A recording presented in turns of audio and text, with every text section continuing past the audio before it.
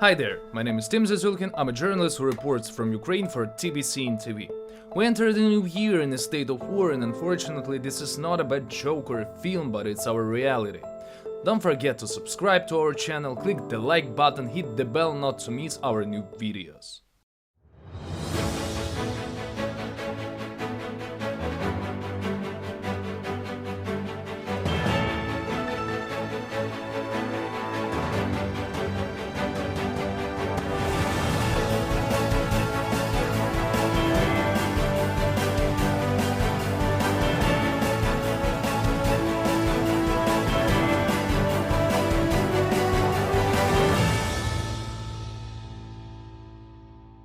Before the new year, President Zelensky visited the United States of America, performed in Congress, and spoke to President Biden. The main topic of these negotiations was the support of Ukraine in our military and humanitarian aid. Presidents discussed the vision of our victory in this war, and President Biden signed a package of help for $45 billion for 2023, and of course Congress accepted it. Nancy Pelosi, Speaker of the United States House of Representatives, named Zelensky's performance as one of the greatest addresses in the history of the United States.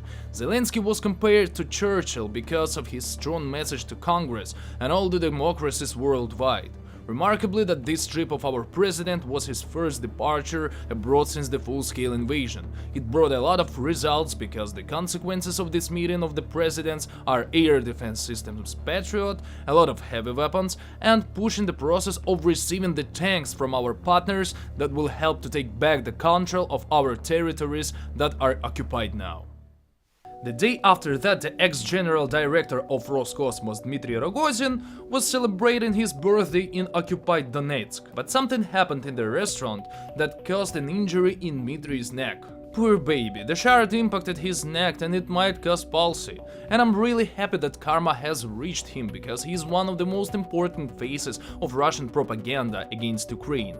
He appealed to destroy our whole country of ours, to kill as many Ukrainians as possible, and now we have that. Pure karma. Closer to the end of the year, Ukraine reached a magnificent number of destroyed occupiers. More than 100,000 occupiers are dead, and a lot of them are injured after almost 1 year of the full-scale invasion.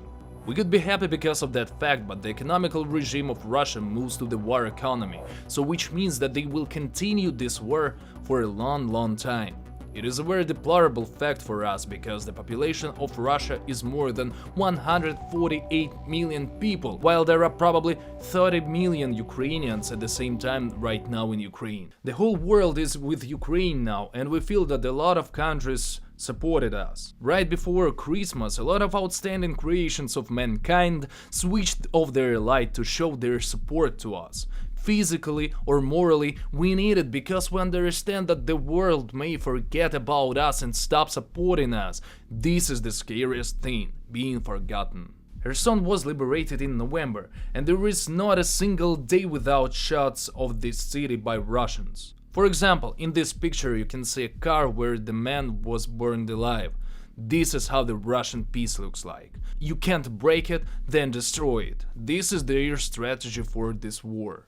The next worrying factor for us is that Russians closed their borders for men, which means that they will start a new wave of mobilization. According to Ukrainian and British intelligence, the occupiers want to mobilize more than 500,000 men for the war in Ukraine. There are a lot of buildings in Russia that are burning. Everything is going on accidentally. But if we are talking seriously, there are a lot of operations on the territory of Russia provided by our forces. Of course, it is too dangerous, but we have to protect ourselves. We don't have such long-distance missiles, so we have to use our troops or pilot-free drones to destroy Russian planes, helicopters, and carriers of missiles. That's why we need these long-distance rockets like ATACMS or others. We've expected a massive missile attack of our cities and infrastructure before the new year. And you know what? They did it. On the 29th of December, Russians launched 69 missiles at our infrastructure and civil objects. This time, these rockets were launched to kill civilians. For example, now you can see the photos of the results of this attack. But 2 days after that attack, they launched another 20 winged missiles, which destroyed the hotel and residential quarter in Kyiv and Zaporizhia region. After that, at 12 o'clock in the night, January 1st, the new year, Russians launched 50 Shaheds on our infrastructure. The next Shahed attack was in January the 2nd. Our defense troops shot down 43 pilot-free drones. But revenge is a dish served cold, and our troops launched a few missiles to the place of dislocation of Russians in occupied Makiyivka, Donetsk region. Russian propagandists telling that almost 600 Russians were killed by this launch. On the 3rd of January, our troops destroyed a lot of mobilized soldiers in occupied Tokmak. 4th of January, our troops destroyed a military administration in the occupied Zaporizhia region. 140 of our defenders were returned after a successful exchange. Probably the best beginning of the year for these men and their families. A few days after that, another 50 defenders of Ukraine were returned home. Belarusian border guards took offense to Ukrainian soldiers because they are showing them bad signs and gestures. The hardest situation on the front line is still in Bakhmut and Soledar. Russian mercenaries from a private army Wagner forcing our troops. They have incredible losses on this line of the battlefield, hundreds per day. But our soldiers keep fighting, they control these cities. But cities is a very loud word. Ruins. This is what Russians did to Bakhmut, Soledar and other villages near these cities. I'm recording this video on the 15th of January, a day after a massive terroristic attack provided by Russians. They've destroyed a multi-story building with a lot of people inside of it in Dnipro. For now, there are 25 dead people, including a child. Among the dead people, there is a man, our defender, who came home from Bakhmut for a few days for the rest. 73 people are injured and 39 were rescued. 36 people are missing. Savers are working since yesterday. They rescued a girl which was stuck between the 6th and 7th floor. A couple of months before this tragedy, she lost her husband who was defending our country on the front line, and her parents are still under the rubble. 3-day mourning is announced in the city. This attack was provided by Russians on the 14th of January, the new year by the old Orthodox calendar. Russians like that kind of symbolism. For example, on Orthodox Christmas, 7th of January, Putin announced a ceasefire, and that was a lie because they violated it a few hundred times on the whole territory of the front line.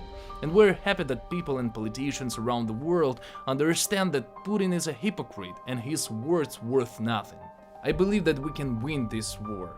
Our people, our soldiers, our volunteers and politicians are tired as hell, and we need your help. I mean, we appeal to the whole civilized world. It is almost 1 year since the cruelest war conflict of the 21st century began. If you think that they will stop in Ukraine, you're totally mistaken. This war concerns the whole Europe. And the earlier you understand that, the better it would be in the future. So stay with us, support us, and I'll be here to tell you the truth about what is going on here in Ukraine. Of course, if I will be alive. See ya.